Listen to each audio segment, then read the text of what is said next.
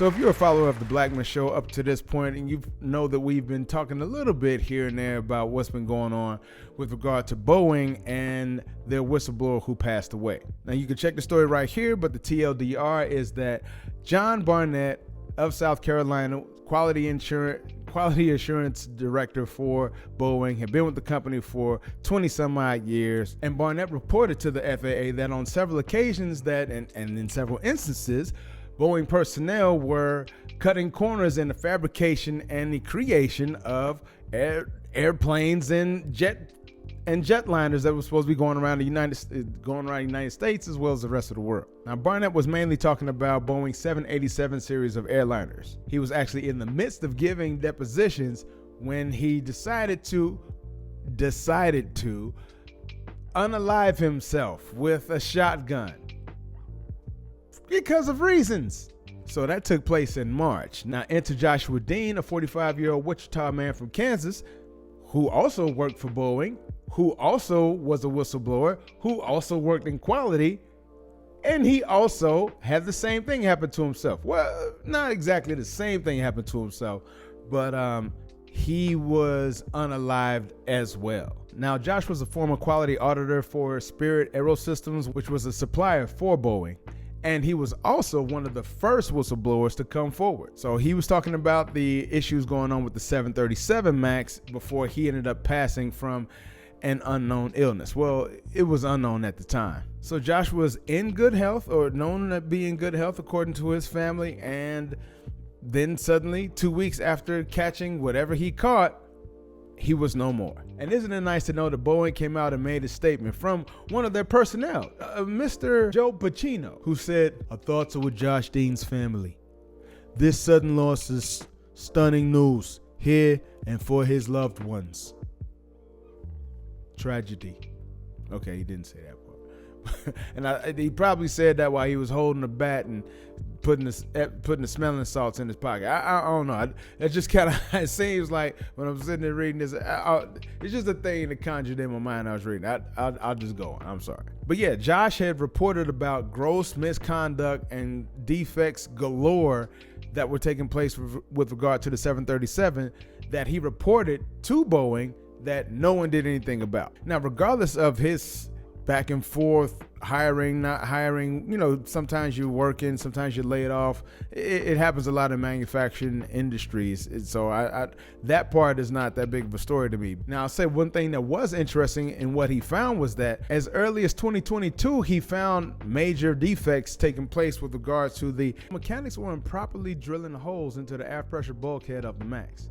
Now, if you are unaware, just like I was, and probably still kind of am, about what the aft pressure bulkhead is on a plane, you can look at the description, but basically what I got from it is that it helps to keep the plane from bursting as it's cruising at a cruising height. It keeps the plane from exploding. And you're drilling holes into that? And this is the guy who passed. I'm sorry, I was about to say something else, but this is the guy who passed, who brought this up. See, because it's a lot easier to make money, keep planes going, and keep the traveling population from getting upset. It's a lot easier to do that than it is to actually fix the problem and say, hey, we may have to pause how business is done right now because we have some major internal issues that we need to take care of and address. That sounds too much like right.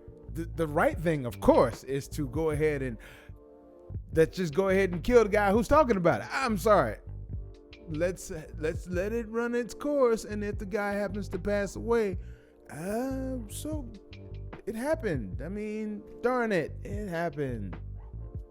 Gosh. So he reported this information to Boeing. Boeing did nothing about it.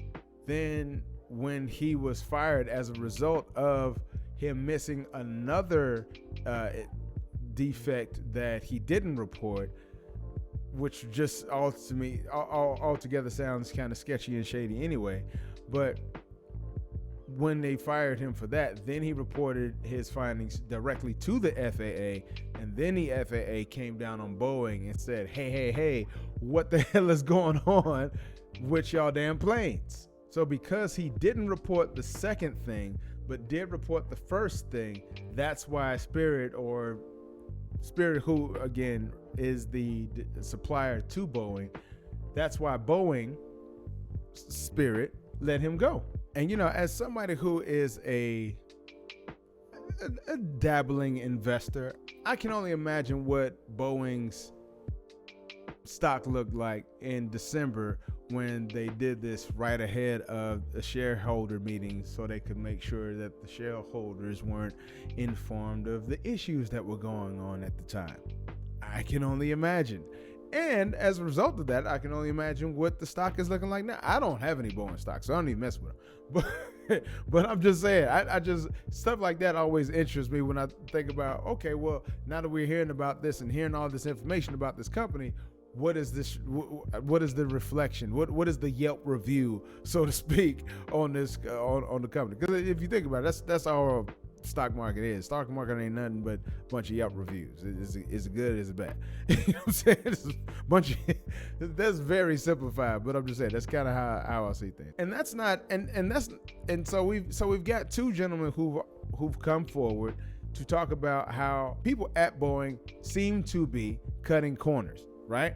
So people at Boeing seem to be cutting corners at the same time that some of the planes seem to not be operating correctly. We've just seen in January how a door flew off on one plane. We've seen wheels malfunction on another. We've seen another wheel fall off.